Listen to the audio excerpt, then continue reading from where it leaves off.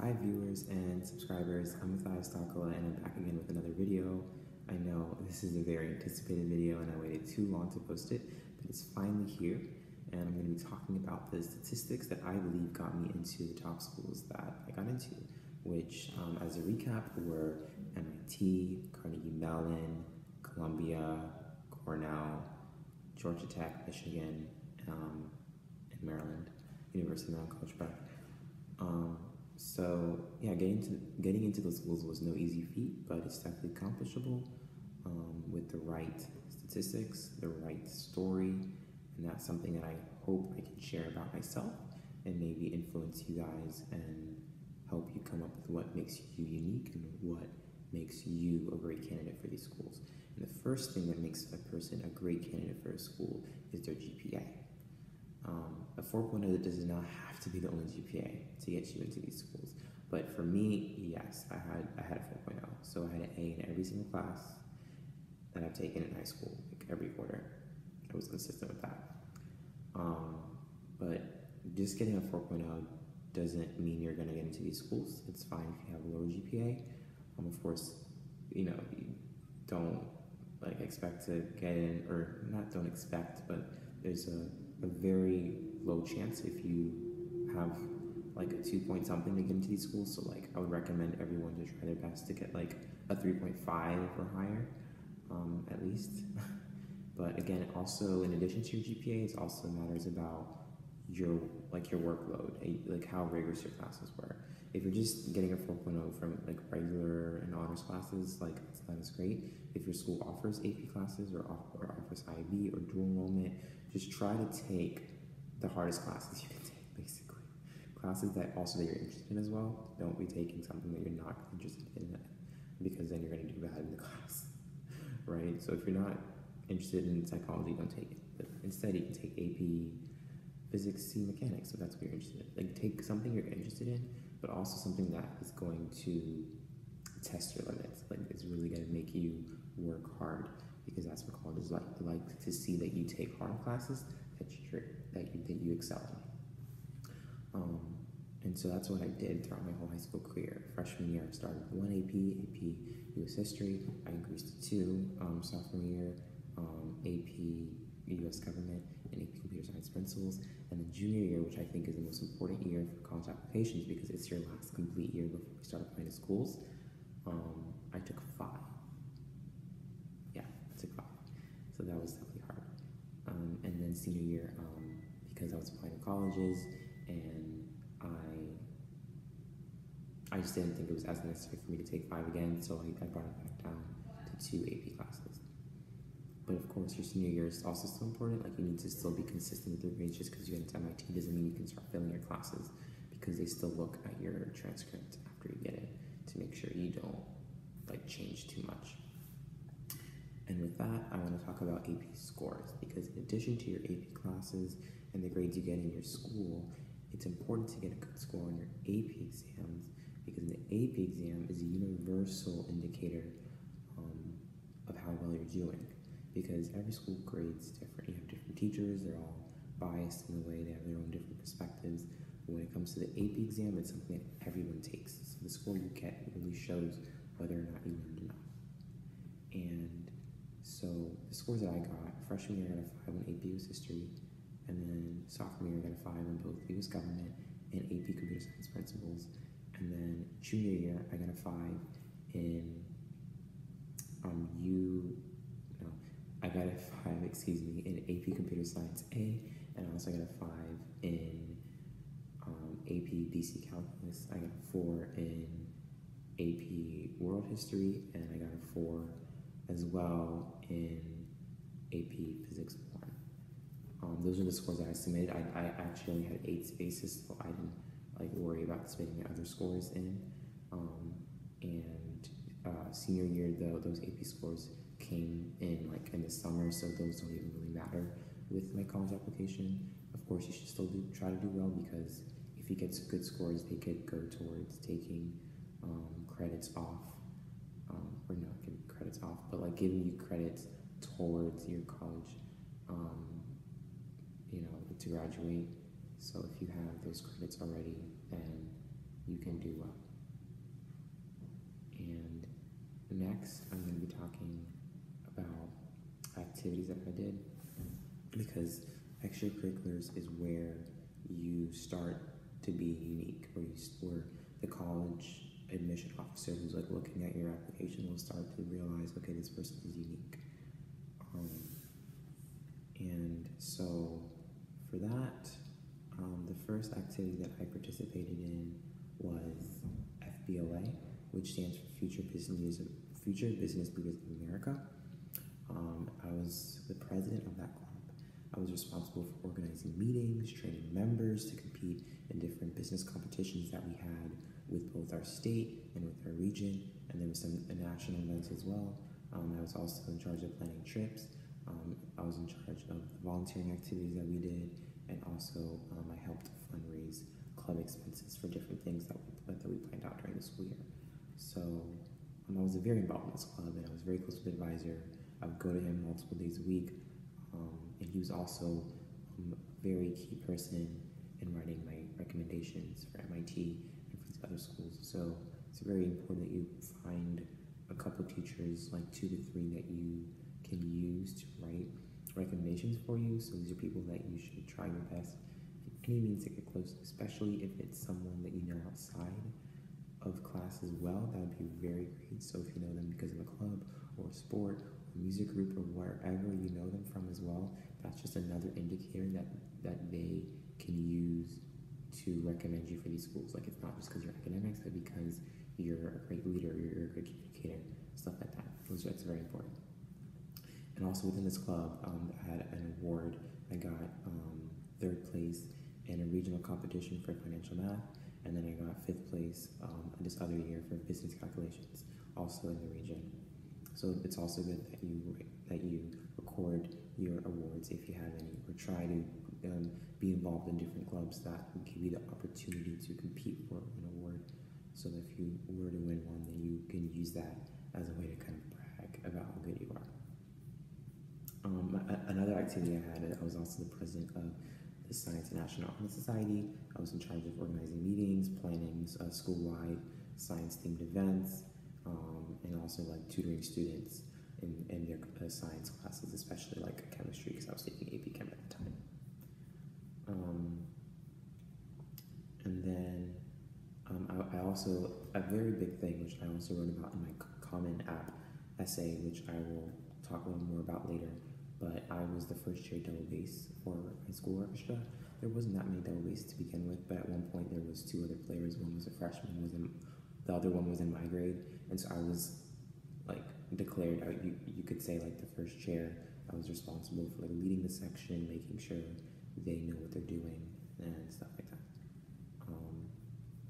And then along with that, I was also involved in the student government. I was in the class council. I was the treasurer, so I was responsible for planning school-wide fundraisers. I helped plan prom and homecoming, and other exciting events throughout the school year. And then I also include my internship. It's very important that you try to utilize your summer to the best of your ability, because a lot of schools, like even MIT, they had a whole section where they wanted you to write out what you did with your summer.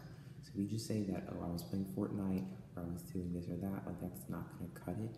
You need to show them that you're responsible and that you really like made use of your summer outside of just having fun and going on vacations. So I wrote down for my freshman summer and my sophomore summer, I was at Howard University. I was doing like an engineering program there. So I was engineering different things, like I learned how to solder, I built an AM radio, a solar-powered toy car. I learned the basics of Python coding as well. So I think that was very unique for me, is that I was able to, also since I'm interested in computer science and electrical engineering, having this opportunity beforehand to participate in such an event, in such a program, which was like 4 weeks each summer, like I think it really like helped me stand out as a great applicant. So again, try to find stuff like that. Oh yeah, and this program's part of the AEOP, the Army Educational Outreach Program. So they have it in different states. So you should like really look out for that if they have it in your area, and apply for that, because those are really great programs for you to learn STEM outside of school. and they also have internships as well. Yeah. And then activity 6,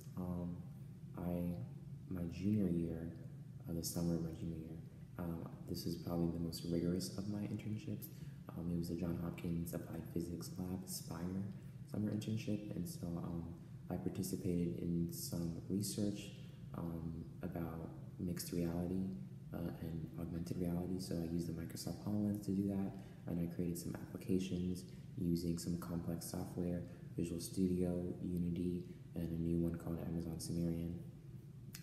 So that was really interesting, and that was definitely a chance for me to really explore the workforce, because the Howard University program was more like a summer outreach program, so it was more like trying to help students learn things in like a collaborative work environment.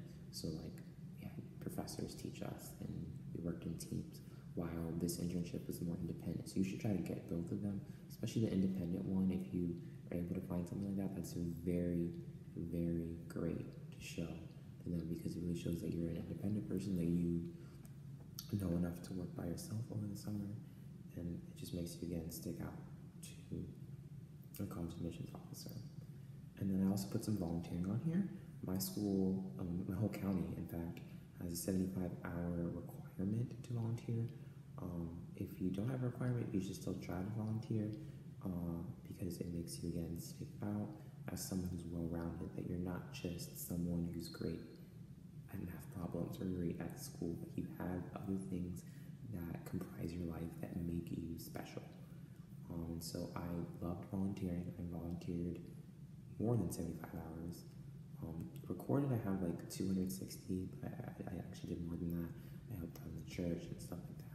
But for community service, yeah, a big one I did was I worked at a senior care center, and so basically I was responsible for organizing events for these seniors, like, you know, playing with the ball or whatever, like stuff like that. I was also responsible for like picking up movies on Fridays for them to watch. I baked some treats every Thursday. I walked the dog. It's actually the first time I walked a dog. I never had a dog, but that was really fun. I got to do that every day. I pushed wheelchairs around to transport the seniors back to their rooms or whatever.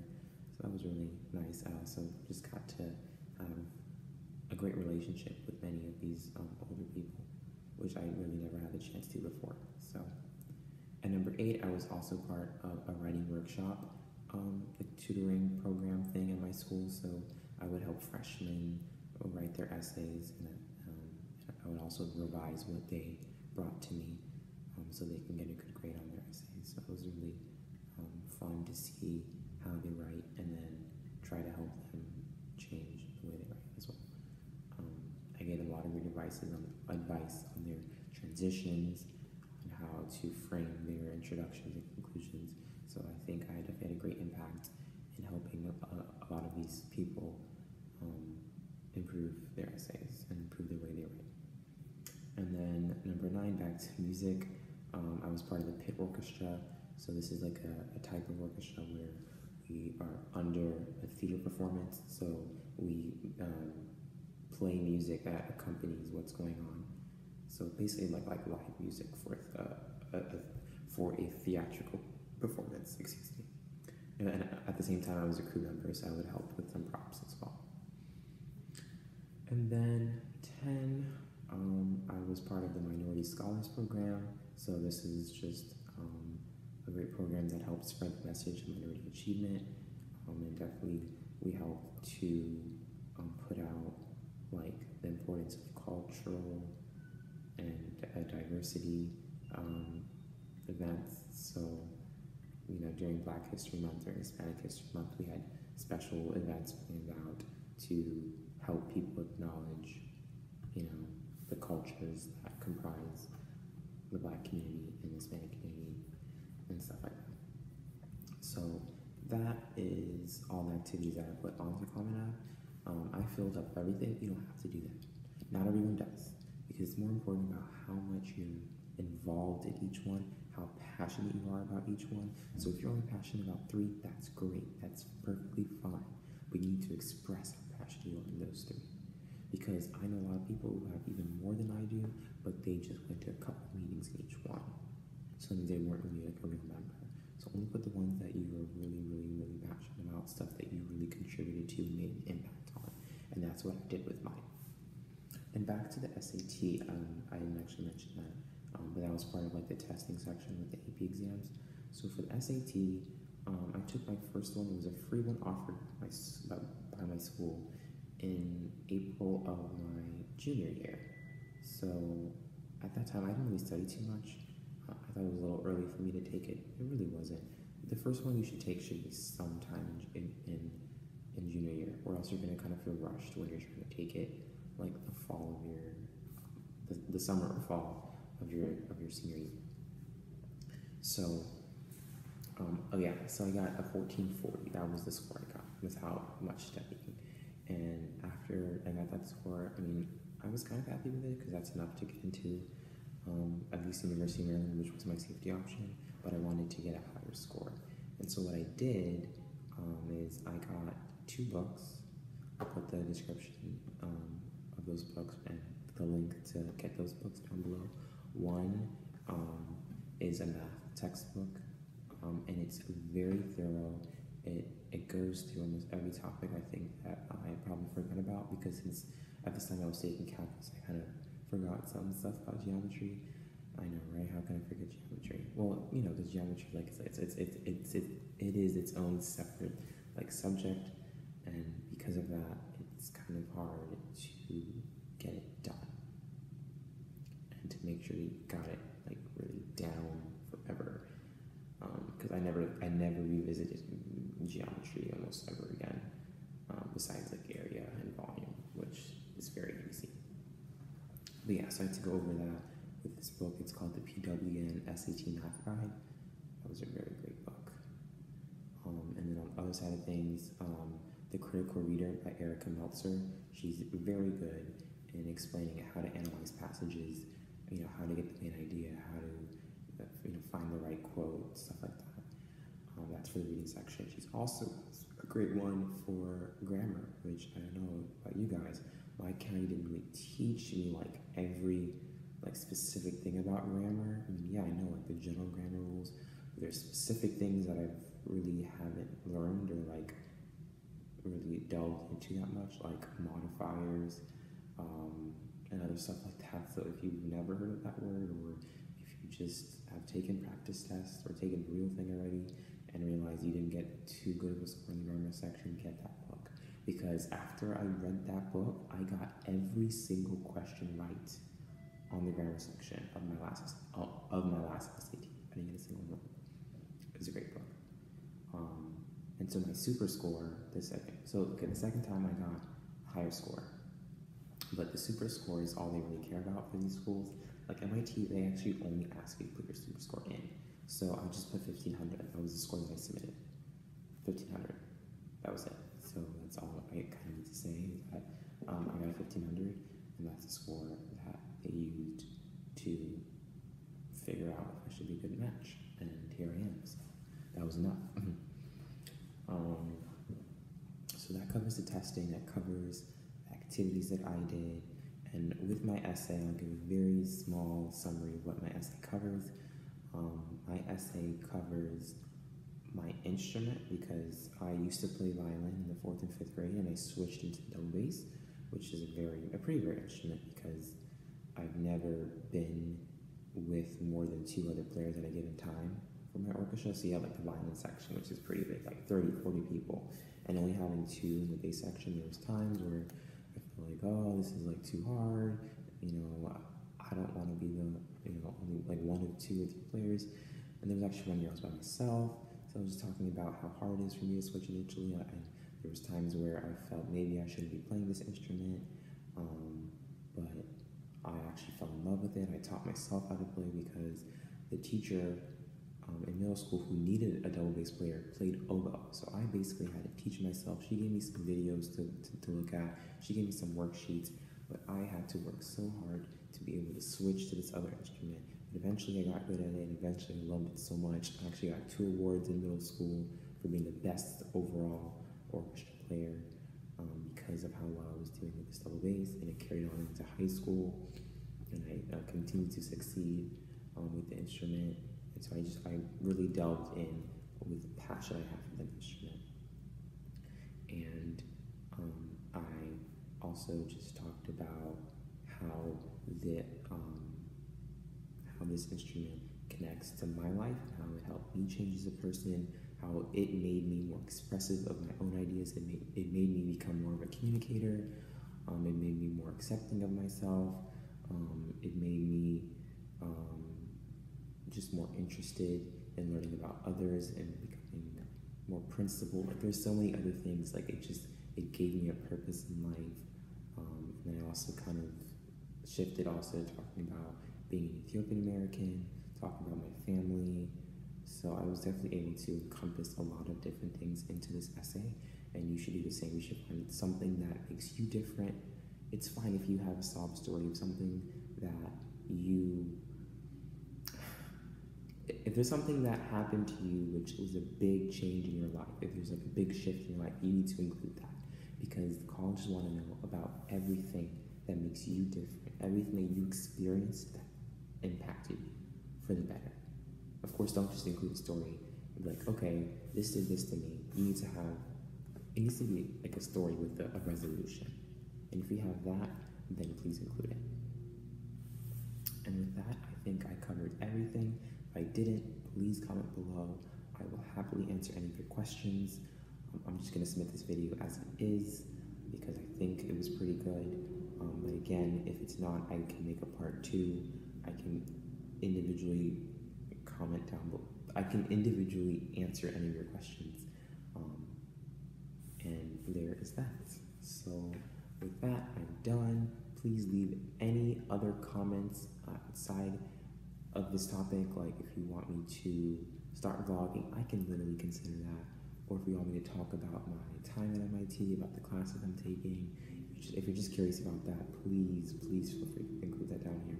And of course, please subscribe so you can get contacted about any other videos I'm going to be posting, because I'm definitely going to be trying to post a lot more, especially since I have this amazing room that's usually empty, so I can just talk as long as I want.